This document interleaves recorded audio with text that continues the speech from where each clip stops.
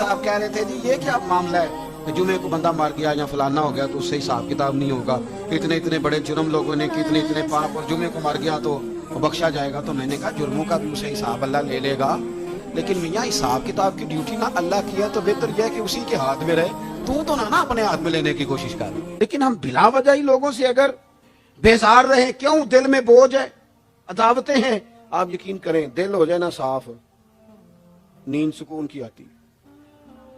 دنیا میں سب سے زیادہ مطمئن وہ بندہ ہے اللہ نے جہاں رکھا ہے وہاں راضی ہے۔ چلو ایک بات بتاؤ مجھے، ہم جس قبیلے میں پیدا ہوتے ہیں وہ قبیلہ ہماری مرضی کا ہوتا ہے کہ رب کی مرضی کا؟ جلدی جلدی بتاؤ، اتنی دیر نہ کرو، کس کی مرضی ہوتی ہے؟ تو پھر جو قبیلہ اللہ نے میرے اور آپ کے لیے پسند کیا ہم کیوں نہیں پسند کرتے؟ جو دادا نانا چچا ماموں اللہ نے میرے لیے پسند کی، یہ رشتے اللہ نے بنایا ہے نا، تو ان سے آوازار ہے، تو ان سے تنگ ہے، وجہ جو اللہ نے تیرے لیے پسند کیا اسے پسند کر۔ حضرت ابراہیم ابن ادم رحمت اللہ علیہ ایک دفعہ مریدوں کے بیچ بیٹھے تھے، تو آپ فرمانے لگے دنیا میں جو کچھ ہو رہا ہے میری مرضی سے ہو رہا ہے۔ وہ بعض بندے پریشان بھی ہو جاتے ہیں جلدی کہ اتنا بڑا دعویٰ کر دیا ہے، تو آپ ہنس پڑے، فرمانے لگے اگلی بات بھی سن لو پھر کوئی تبصرہ کرنا۔ فرمانے لگے جو کچھ ہو رہا ہے میری مرضی سے ہو رہا ہے، کیونکہ میری وہی مرضی ہے جو میرے رب کی مرضی ہے۔ میں نے اپنی مرضی اپنے رب کی مرضی میں فنا کر دی۔ اب میری مرضی کوئی نہیں، سانو قید سجن دا گہنا ہے، وہ جنج رکھے ایسا اونج رہنا ہے۔ ہم نے چھوڑ دی اپنی مرضی، اپنا ہے ہی کچھ نہیں۔ ہم نے نہ کبھی قطرے پہ غور کیا اور نہ دریا دیکھا، بس جہاں تیری جھلک دیکھی وہیں ڈوب گئے۔ چھوڑ دو یہ اس نے یہ کیوں کر دیا؟ وہ خواجہ نظام الدین صاحب محبوب الہی رحمت اللہ علیہ کے ایک مرید نے ایک دفعہ آ کے کہا حضور بڑی ہو گئی درگزر فقیری درویشی بڑی ہو گئی، اب جو میرے رستے میں کانٹے بچھائے گا میں بھی اس کے رستے میں بچھاؤں گا۔ وہ بڑے غصے سے بول رہا تھا، فقیر ہوتے ہیں۔ خواجہ صاحب ہنس پڑے، فرمانے لگے پتر تو زیادہ ہی ناراض ہو گیا ہے۔ کہنے لگا نہیں حضور ہمیں کچھ کرنا نہیں آتا، ہمیں بھی سارا ہی پتا ہے، سٹ تے پکھڑا کوار گندل اسی اور بھی بوٹیاں جاننے ہیں، ہمیں بھی سارا ہی پتا ہے، نمٹ نہیں لینا سویرے، جو ہمارے رستے میں کانٹے بچھائے گا سویرے اس کی گلی میں بھی بچھے ہوں گے۔ تو حضرت محبوب الہی فرمانے لگے پتر آدھے رستے میں تیری ضد میں وہ کانٹے بچھا دے گا اور آدھے میں تو اس کی ضد میں بچھا دے گا، تو پھر تو جو عام راہگیر ہوں گے ان کے بھی پیر زخمی ہوں گے، تو تمہاری لڑائی میں تو مخلوق پریشان ہو گئی۔ عرض کی حضور یہ تو آپ نے ٹھیک کہا ہے۔ فرمانے لگے اگر چاہتے ہو نا دنیا کانٹوں سے نہ بھرے اور لوگوں کو تکلیف نہ ہو تو ایک دوسرے سے تکلیف چھوڑ دو۔ یہ مت سمجھنا تیرا ایک بندے سے اختلاف ہے، تیرا ایک سے اختلاف ہوتا ہے اس کے اثرات دائیں بائیں بھی جاتے ہیں۔ حضور پھر کیا کروں؟ فرمایا اسے بچھانے دے، وہ بچھاتا جائے تو اٹھاتا جا، تو اٹھاتا جا۔ ویسے بھی جو کام ساری دنیا کر رہی ہوتی ہے وہ تو سارے کر ہی رہے ہوتے ہیں، کوئی ذرا ہٹ کے بھی کرنا چاہیے۔ جتن تے ہر کوئی کھیڈے، جتن تے ہر کوئی کھیڈے، تو ہارن کھیڈ فقیرا، جتن دا مل کوڈی پیندا ہی ہارن دا مل ہیرا۔ کبھی بندہ ہارے بھی اپنے دل سے بوجھ اتار دے، نفرت کو دور کر دے، عداوت دشمنی اگر کسی وقت رکھنی ہے تو اللہ رسول کے دشمن سے۔ اشداء علی الکفار، اپنوں کے لیے کیا ہے، خوش عقیدہ کے لیے کیا ہے، رحماء بینہم۔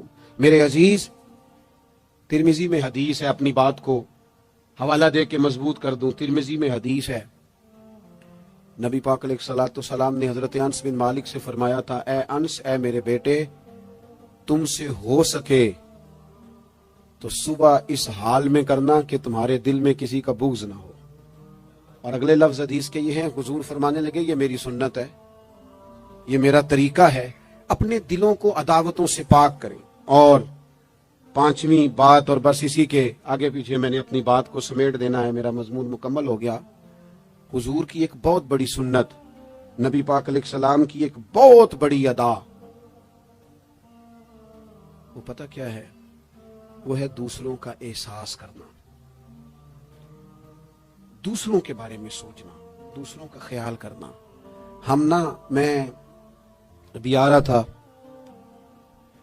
تو میری گاڑی کے ساتھ کچھ دوستوں نے دوڑنا شروع کر دیا۔ میں جو ہوں مجھے اس کا پتہ ہے، میں ہمیشہ دوستوں سے کہتا رہتا ہوں آپ بزرگوں کے ہاتھ چومیں، اللہ والوں کی اچھی بات ہے، آپ کو فائدہ ہوگا۔ میرے جیسے گناہگار کے ہاتھ چوم کے آپ کو کیا ملے گا؟ کوئی نتیجہ نہیں نکلے۔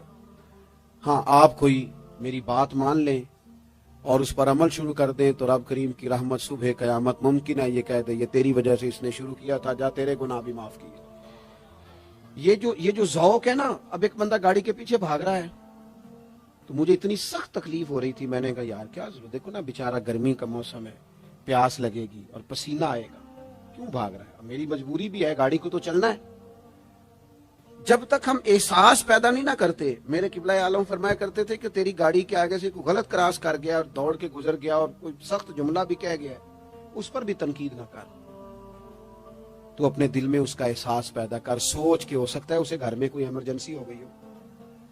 اپنی سوچوں کو مثبت کریں، آپ دوسروں کا احساس بھی اپنی طبیعت میں پیدا کریں، دوسروں کے بارے میں بھی سوچیں۔ میں یہاں ماشاءاللہ اسٹیج پہ بیٹھا ہوں، بڑا نرم ماحول ہے، بڑا کچھ ہے، لیکن جو دوست پیچھے دیوار کے ساتھ کھڑے ہیں نا، جن کو جگہ بیٹھنے کی بھی نہیں ملی اور کھڑے ہونے کی بھی صحیح کر کے نہیں ملی، ان کا بھی احساس پوری طرح، اور میرے خیال میں سب سے زیادہ مہمان خصوصی بھی وہی ہیں آج کی ہماری محفل کے، جو زیادہ مشکل میں بیٹھے۔ احساس اپنی کہاں تک احساس کرنا ہے؟ لو حدیث پاک سنو، اللہ کے محبوب علیہ السلام فرماتے ہیں میں نماز پڑھانے کھڑا ہوتا ہوں، نماز، کریم فرماتے ہیں میرا دل کرتا ہے میں لمبی نماز پڑھاؤں، لیکن پھر پیچھے سے نا کسی بچے کے رونے کی آواز آتی ہے، دل تھا لمبی پڑھاؤں، بچہ رو پڑا تو مجھے خیال آتا ہے اس کے رونے سے اس کی اماں کو تکلیف ہو رہی ہوگی، میں نماز چھوٹی کر دیتا ہوں، اللہ کی نماز مختصر کر دی احساس کے طور پر۔ حضور اس امام مسجد سے سخت ناراض ہو گئے تھے، صحیح حدیث میں موجود ہے، جس کے مقتدیوں نے آ کے شکایت کی تھی کہ یا رسول اللہ بہت لمبی نماز پڑھاتا ہے۔ یہاں تو لوگ احساس ہی نہیں کرتے میرے بھائی، یہاں تو احساس ہی نہیں کرتے۔ یہاں تو میں آیا ہوں نا رات کے 1 بجے محفل میں، تو میری طرح کے لوگ تہاڈا ذوق ہی نہیں، تسی سبحان اللہ ہی نہیں آندے، تسی ہاتھ ہی نہیں کھڑے کردے۔ او بھائی تو نہیں آیا ہے، تو ٹر جانا ہے اپنا سارا سمیٹ کے پیسے گنا کے، اتنے بیچارے مغرب دے بیٹھے نے، ان کا ذوق تو اپنا ذوق بھی بیان کرنا، آنا تو بھی اسی وقت محفل میں جب سارے آئے ہیں، تے نالے تو تے گل کر کے آیا میں انہیں ہزار لینا ہے، تے مفت آئے نے سارے بیچارے، اس لیے ہو سکتا ہے ان کا عشق تجھ سے زیادہ ہو۔ کروں مدح اہل دول رضا اور پڑے اس بلا میں میری بلا، میں گدا ہوں اپنے کریم کا، یہ میرا دین ہے کوئی پارا نہ نہیں۔ اس لیے میرے عزیز احساس دوسروں کا پیدا کرے، اپنی طبیعت ہم نا احساس نہیں کرتے، خدا را احساس کرو۔ ٹھیک ہے پریشانیاں ہیں، لیکن میں جوان سے کہوں گا تو نوجوان ہے، باہر تجھے ٹینشنیں ہیں، کاروبار کی مسائل ہیں، پریشانیاں ہیں، لیکن اللہ نے تجھے جوان کیا نا، حوصلہ دیا ہے نا، تو باہر کی ٹینشنیں باہر چھوڑ کے آیا کر۔ گھر تیرے ابا جی انتظار کر رہے ہیں، ان کے پاس بیٹھ، ان کا دکھ سن، حوصلہ بڑا کر۔ پھر گھر کے اندر تیری اماں بیٹھی ہے، اس نے تیرے سے بات کرنی ہے، کئی باتیں سنانی ہے، تیرا بیٹا ہے وہ دوڑ کے آیا ابا ابا کہتے، تو کہتا لے جا میری طبیعت نہیں ٹھیک۔ دنیا میں سب سے مصروف وقت رسول کریم نے گزارا ہے، لیکن حضور تو غلاموں کی بات بھی سنتے، حضور تو گھر والوں کو وقت بھی دیتے۔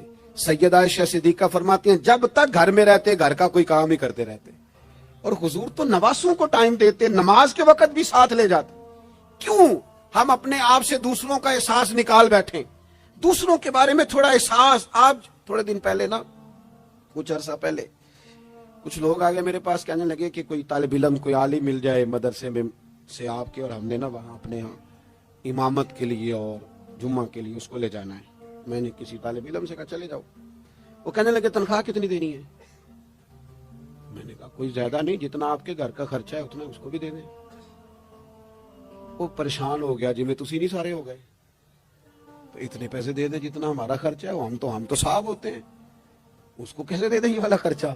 تو کہنے لگے نہیں جی وہ تو ٹھیک ہے، تسی کوئی 10 چھڑو۔ اور میں نے کہا میں آپ کو وہ بتا رہا ہوں جو حضرت صدیق اکبر نے بتایا ہے۔ آپ کی تنخواہ کتنی لگائیں؟ کہا درمیانے مہاجر کا جتنا خرچہ ہے نا اتنا میرا بھی لگا دو۔ حضور گزارا نہ ہوا، فرمایا میں لوگوں کی تنخواہیں بڑھا دوں گا، جہاں سب کا گزارا ہوگا ابو بکر کا بھی ہو جائے گا۔ یہ کیا بات ہوئی کہ تیرا گزارا نہیں ہوتا تو مزدور کا کیسے ہوتا ہے، غریب آدمی کا احساس جب تک تجھے دوسروں کا پیدا نہیں ہوتا تو حضور کے اسوہ حسنہ تک نہیں پہنچ سکتا، تو نے نبی پاک کا طریقہ نہیں اپنایا۔ یہ پتہ ہے حضور جو غاروں میں روتے تھے اور سارا دن تبلیغ کرتے تھے اور طائف تشریف لے جاتے تھے اور عکاظ کی منڈیوں میں جاتے تھے، یہ احساس تھا، یہ درد تھا جو میرے محبوب کو لے جاتا تھا، احساس تھا۔ حضور چاہتے تھے رب کا کوئی بندہ دوزخ میں نہ جائے، اللہ کے محبوب رات کو روتے, دن کو تبلیغ کرتے, گلی گلی جاتے, لوگوں کو سمجھاتے. کوئی ایک بار دین کی بات پوچھتا, 10 بار بھی اسے پوچھتا تو بتاتے. کیوں؟ احساس ہے. بات ختم کرنے لگا ہوں. سیدہ طیبہ طاہرہ ام المومنین سیدہ عائشہ صدیقہ رضی اللہ تعالیٰ عنہ فرماتی, ایک دن حضور مجھ سے فرمانے لگے, کریم فرمانے لگے, عائشہ ایک بات بتاؤں تمہیں. یا رسول اللہ فرمائیے. تو کریم فرمانے لگے, عائشہ جب تم مجھ سے راضی ہوتی ہو پھر بھی مجھے پتہ چل جاتا ہے, اور جب تمہارے دل میں کوئی بات ہوتی ہے پتہ مجھے پھر بھی چل جاتا ہے. کہتے میں نے جلدی سے عرض کی, حضور میں اور آپ سے ناراض. تو فرمایا بتاؤں پھر؟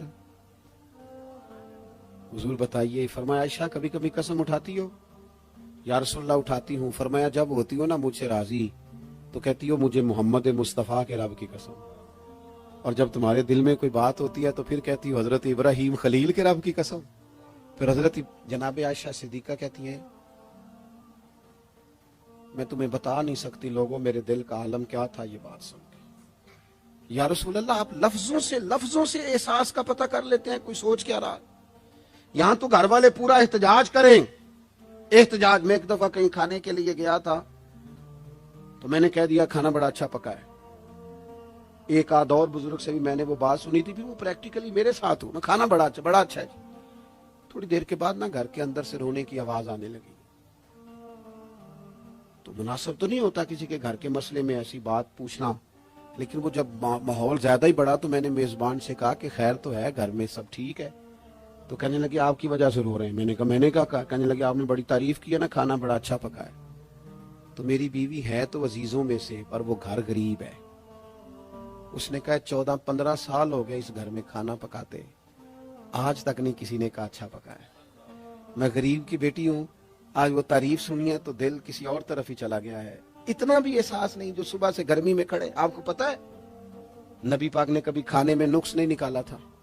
سیدہ عائشہ کہتی ہیں پسند ہوتا تو کھا لیتے ورنہ چھوڑ دیتے. کبھی عیب تو ہنڈیا پھینک دیتا, آنا گرمی میں تو بھی کھڑا ہونا, جہاں اماں کھڑی ہے, بیوی کھڑی, بہنیں کھڑی ہیں, کھڑا ہونا 10 منٹ. تو بھی احساس ہی نہیں, صرف اپنا ہی پتا ہے. سیدہ عائشہ صدیقہ یہ حضور کا اسوہ حسنہ ہے.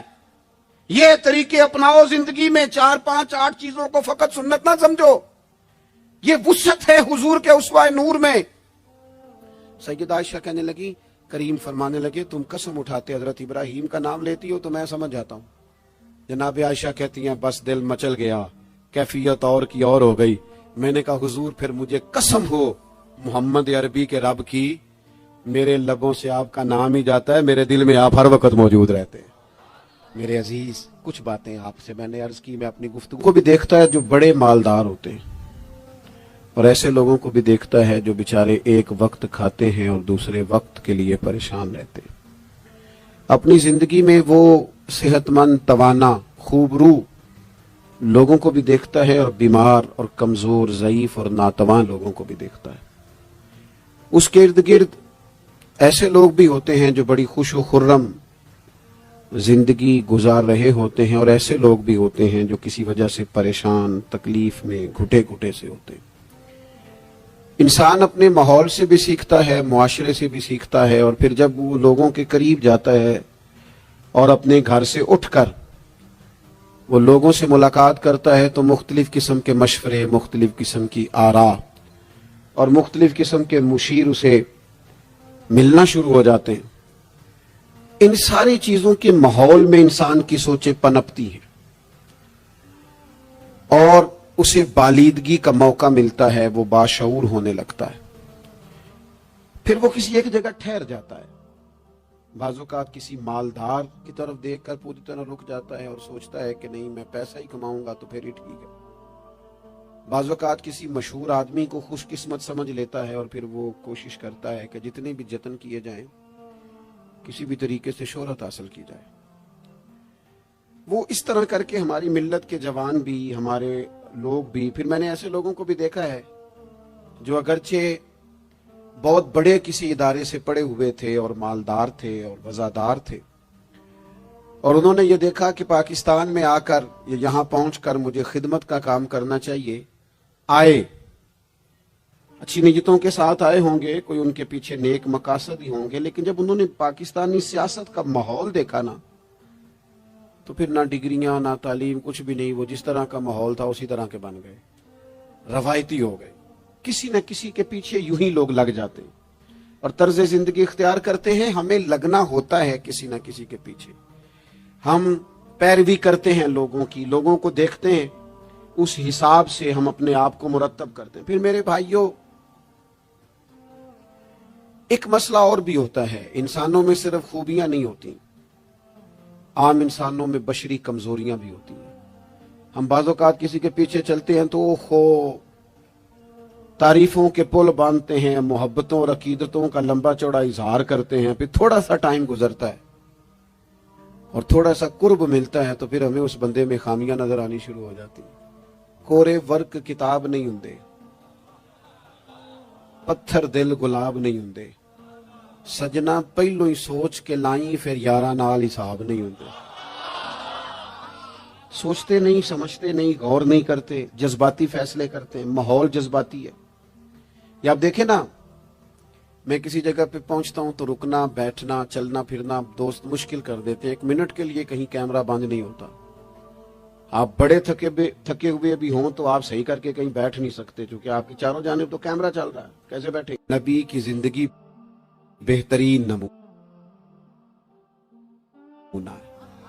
एक कामिल उसवा हसना तुम्हें देते हैं, कामिल मुकम्मल। नबी पाक अलैहिस्सलाम का जो वजूद अतहर है ना, ऐसा वजूद उसके अंदर अल्लाह ताला ने जाहिरी और बातनी, ये मैं देखे मैं किसी जोश से नहीं बोल रहा, मैं बड़ी होश से बात कर रहा हूं। आपसे भी गुजारिश करता हूं होश से सुनना। ये बात मैं दर्जनों और बीसियों कुतुब का निचोड़ आपके सामने रख रहा हूं।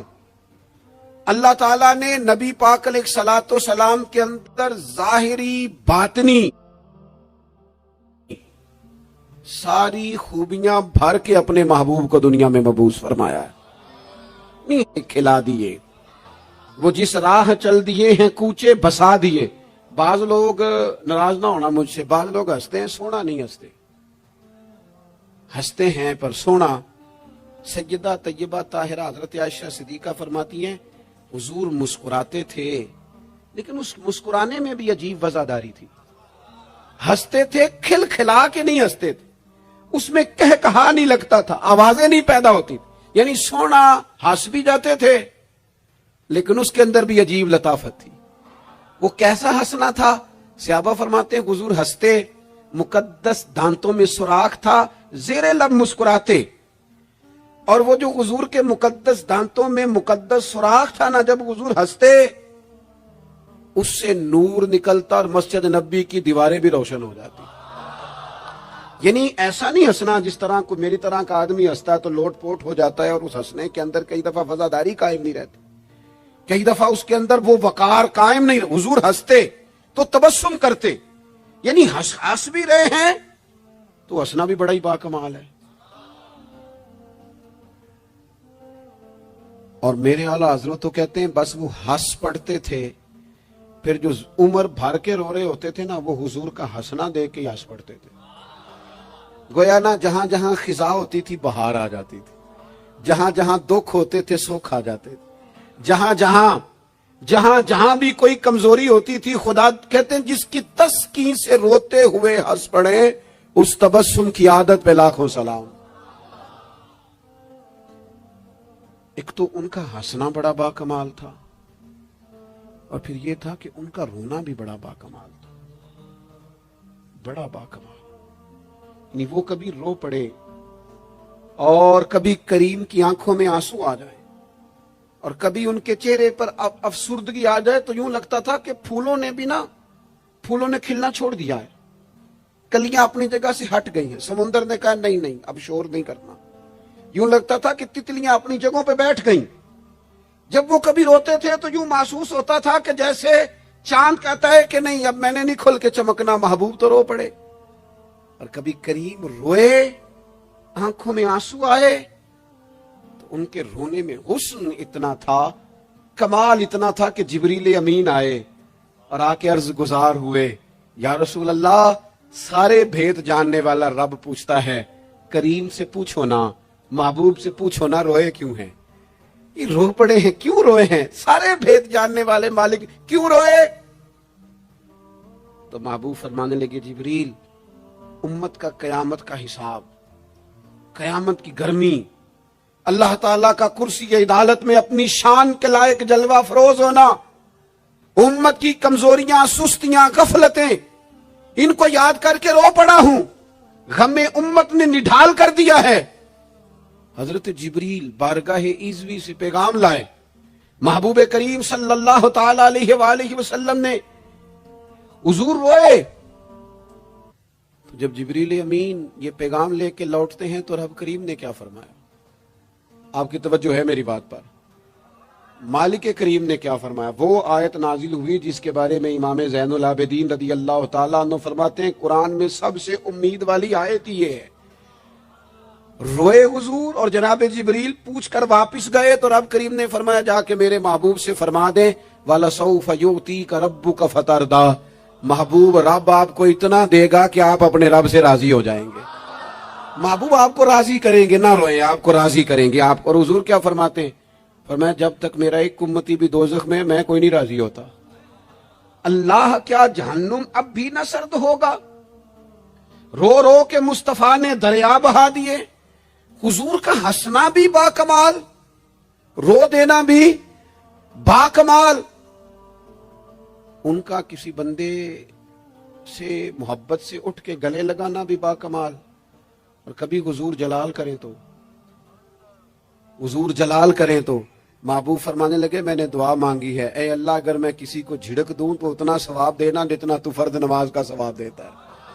یہاں یہ بھی ہر زاویے سے، ہر نگاہ سے، میں کیا آپ کو عرض کروں، ہم نے نہ کبھی سیرت بیان کی میری طرح کے لوگوں نے، نہ قوم اس طرح سے سیرت کو پڑھتی ہے۔ سیرت نبوی کا ایک ایک پہلو کبھی کھولا جائے۔ یہ جو زمانے میں بے چینی پائی جاتی ہے نا، بے قراری پائی جاتی ہے، اور ذہنی انتشار ہے، اور فکری الجھاؤ ہے، اور ٹوٹتی بکھرتی سوچیں، یہ ساری ختم ہو جائے، ایسا ٹھہراؤ نصیب ہو، جینے کا بھی مزہ آئے اور مرنے کا بھی مزہ آئے۔ اگر حضور کی سیرت مقدسہ کو سمجھا جائے تو محبوب کی زندگی ہر طرح سے کامل ہے، مکمل ہے، اکمل ہے۔ آپ کہیں بھی اور جائیں گے، یہ آج کل موٹیویشنل اسپیکرز کا دور ہے، ہمارے بچے جدید پڑھے لکھے وہ کہتے ہیں میں فلاں موٹیویشنل اسپیکر کے پاس جاتا ہوں، جائیں آپ۔ بہت سارے لوگ ایسے انہیں کہیں تو وہ باز نہیں آتے، وہ تجربہ کر کے باز آتے ہیں۔ اور بالخصوص نئی نسل جو ہوتی ہے وہ بزرگوں کے تجربوں سے فائدہ نہیں اٹھاتی، وہ اپنے الگ سے تجربے کرنا چاہتی، اس کا بھی بڑا خطرناک نتیجہ برآمد ہوتا ہے۔ تو کوئی بندہ بھی جو آپ کو موٹیویٹ کرتا ہے نا کتاب و سنت کے بغیر، کوئی بھی آپ کو موٹیویٹ کر رہا ہے، وہ کیا کچھ کہہ رہا ہے، کیا کر رہا ہے، وہ کبھی بھی آپ کو تعلیم صحیح نہیں دے سکتا۔ کیوں؟ اس لیے کہ جو تعلیم وحی الہی کے بغیر ہوتی ہے وہ ناقص ہوتی ہے۔ انبیاء کی تعلیم وحی الہی کے ساتھ، لہذا اگر کوئی آدمی آپ کو موٹیویٹ کرتا ہے کتاب و سنت کے ساتھ، وہ آپ کو درست سمت لے کے جائے گا، ورنہ تو ہر آدمی آپ کو الجھا دے گا۔ میرے بھائی نبی پاک کا اسوہ حسنہ، ہمارے ہاں لوگوں نے سنت شریعت سمجھ کس کو لیا ہے؟ ہمارے ہاں لوگوں نے سنت شریعت سمجھا ہے صرف پگڑی باندھ لی، بہت عظیم سنت ہے امامہ باندھنا۔ بعض لوگوں کا خیال ہے صرف داڑھی رکھنا، داڑھی بہت عظیم سنت، بہت عظیم سنت، انبیاء کرام کی پسند ہے۔ اور آپ کو پتہ ہے اللہ تعالیٰ نے عورتوں کو داڑھی دی ہی نہیں، یہ مرد کا زیور ہے۔ ہاں یہ مردانہ کام ہے، داڑھی مرد کا زیور۔ اور پھر یہ آپ کے جسم کا حصہ ہے، داڑھی کا وزن کوئی نہیں ہوتا۔ پوچھ لیں جنہوں نے بڑی رکھی ہے، بے شک ان سے بھی پوچھ لیں، یہ وجود کا حصہ ہے، اس کا کوئی وزن، کوئی پریشانی۔ اور ایک اور بات نوجوانوں آپ سے کہہ دوں چلتے چلتے، بغیر داڑھی کے آپ سونے لگ رہے ہو تو لوگ کہیں گے پیارے لگ رہے ہو، اچھے لگ رہے ہو، خوبصورت لگ رہے ہو۔ اور داڑھی کے ساتھ اگر کسی کو پیارے لگو نا تو جو تعریف کرے گا وہ تو تعریف ہی بڑی روحانی قسم کی ہے، وجدانی۔ یعنی آپ داڑھی کے ساتھ اچھے لگیں تو لوگ کہتے ہیں کتنا نورانی چہرہ ہے۔ اب دیکھو اس تعریف کے پیچھے جو جملوں کی ترتیب ہے اس میں حسن کتنا، داڑھی، امامہ، سفید لباس، اور پھر یہ کہ مسواک کرنا بڑی اعلیٰ سنت ہے، میٹھا کھانا بڑی اعلیٰ سنت۔ لیکن یہی 4-5 سنتیں نہیں میرے بھائی حضور کی، یہ بہت بڑا مسئلہ ہے۔ بعض لوگ سمجھ فلاں جی سنت شریعت پہ عمل کرتا ہے، کیا کرتا ہے کہ داڑھی پگڑی والا ہے، وہ خدا کے بندے یہ عظیم سنت ہے, کون اس کا انکار کر رہا ہے؟ لیکن نبی پاک کا تو اسوہ حسنہ ہے, اس کے پیچھے تو پوری زندگی ہے. ادھر دیکھو میرے. اچھا پھر ایک اور بات, بعض لوگ سمجھتے ہیں میٹھا بولنا صرف سنت ہے اور اخلاق کی علامت ہے, صرف میٹھا بولنا. آپ نے ناراض نہیں ہونا, میٹھا تو بعض بندے اپنے مطلب کے لیے بھی بولتے ہیں, وہ کام نکلوانے کے لیے بڑا میٹھا میٹھا بول رہے ہوتے ہیں. اور یہ سنو میرے بھائی, صرف میٹھا بولنا ہی سنت نہیں, ہمیشہ سچ بولنا سنت ہے, ہمیشہ صحیح بات کرنا, دیانتدار رہنا. تو سمجھتا ہے 4 5 6 8 چیزیں ہی سنت ہیں؟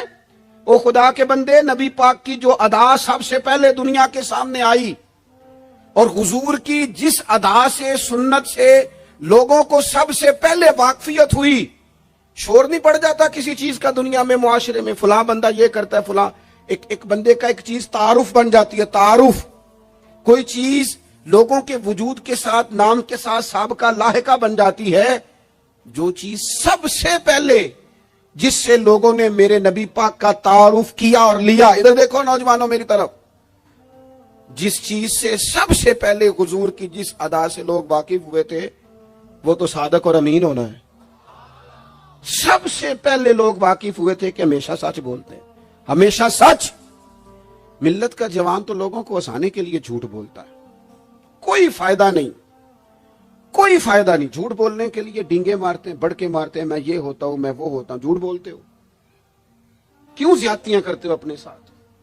نبی پاک علیہ السلام کی تو پہلی ادا, پہلی سنت جس سے لوگ واقف ہوئے, وہ صادق اور امین ہونا ہے. اور لوگ کمزوری دکھاتے ہیں. میں آپ سے عرض کروں, آج پتہ ہے میرے ملک کا حال کیا ہے؟ آج اتنے درد میں ہیں لوگ, اتنی تکلیف میں ہیں.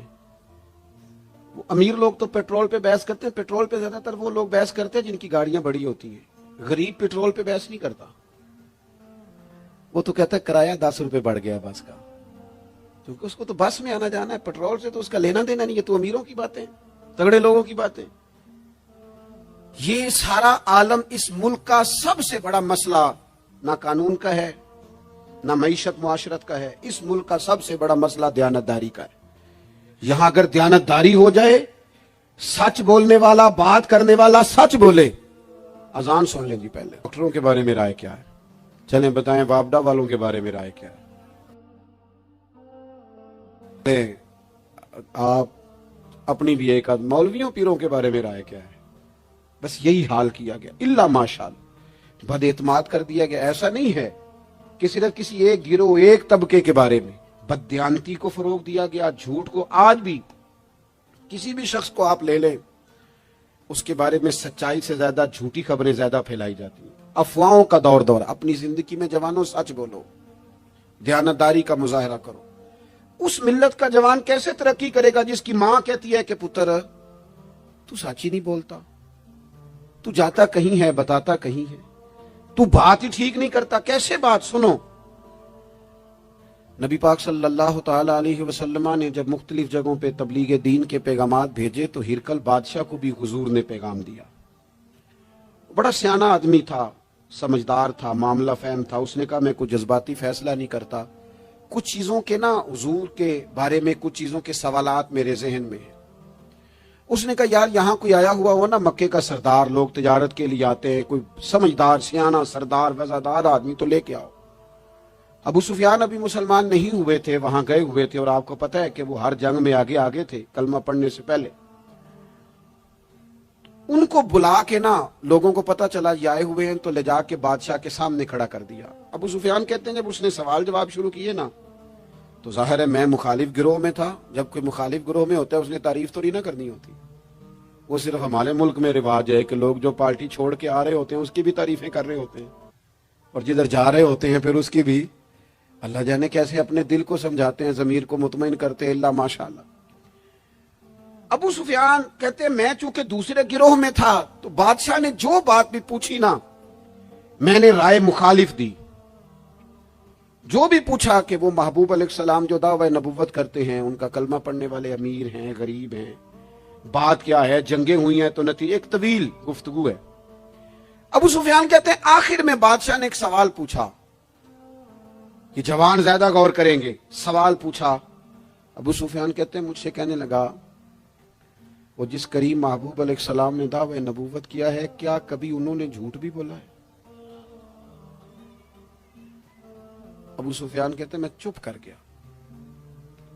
एक मिनट के लिए मेरे दिल में ख्याल आया माअज़ल्लाह कह दूं बोला है। फिर मैंने सोचा ये तो अरब की वज़ादारी के खिलाफ है कि मैं झूठ बोलूं।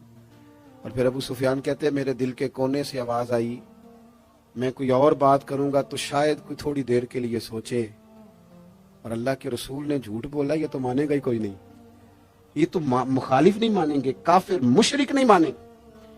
बादशाह कहने लगा सोचते क्या हो, बताओ क्या कभी उन्होंने झूठ बोला है? तो अबू सुफियान कहते मेरे हाथ में छड़ी थी, मैंने उठा के दोबारा जमीन पे रखी।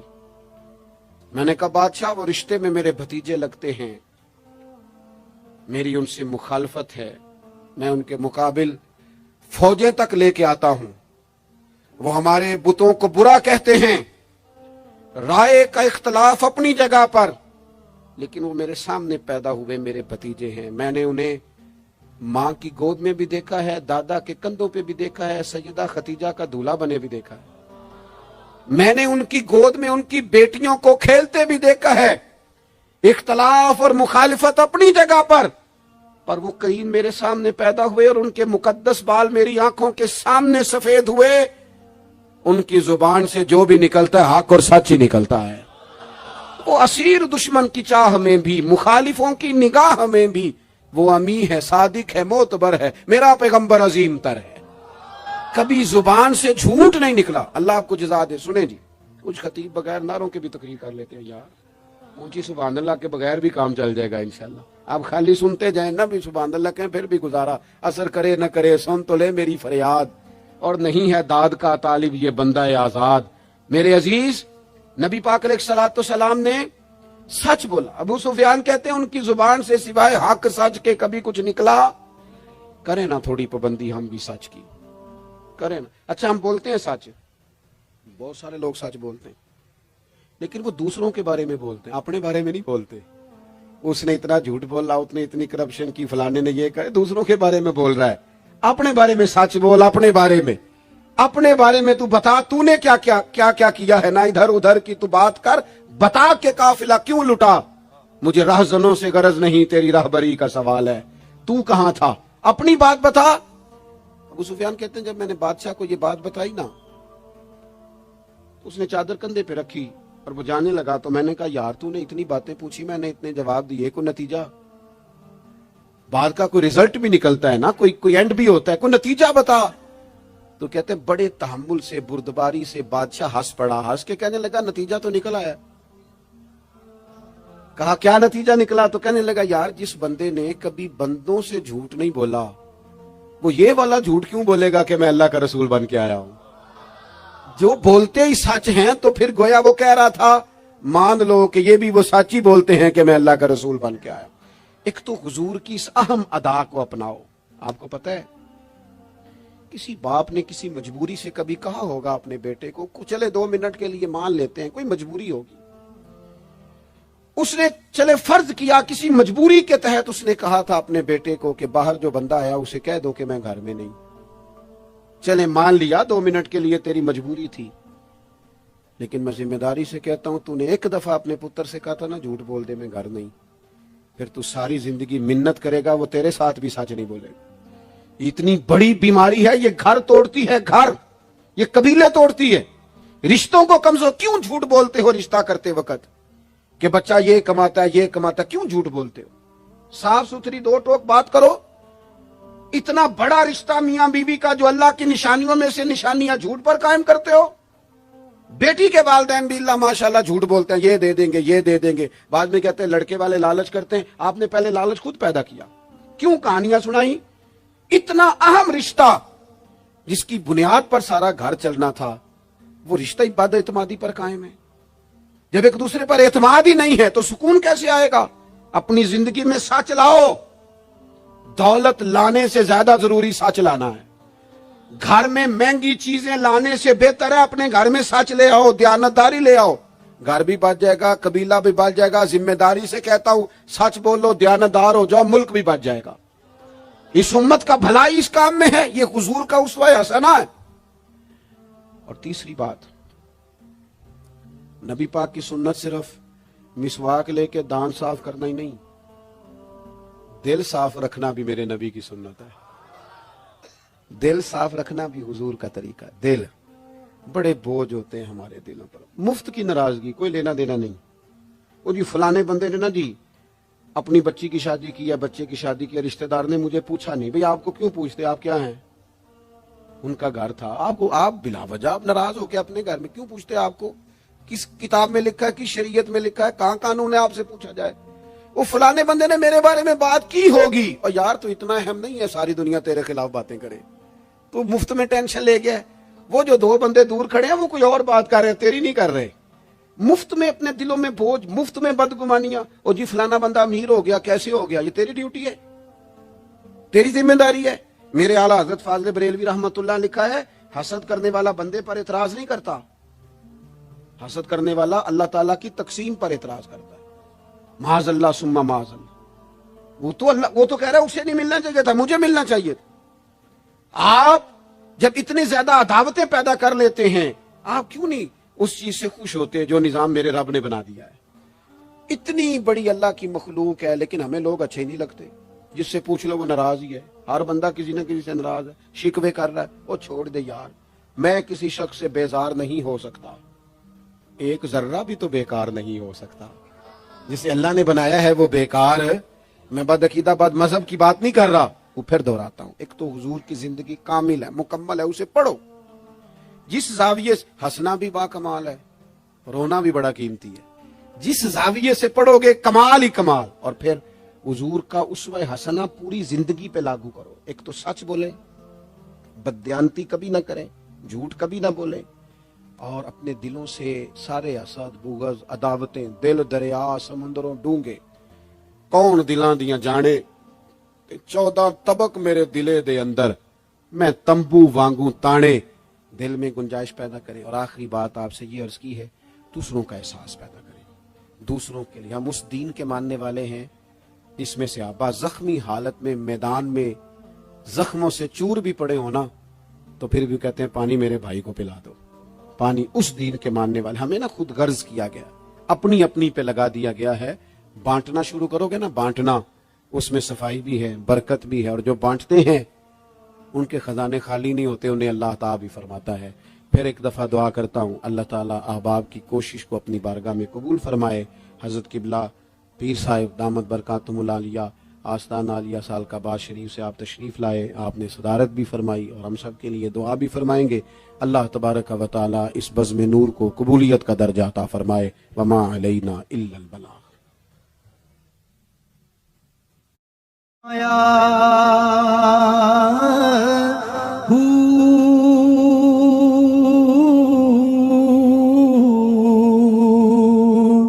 ना मैं भज मसीह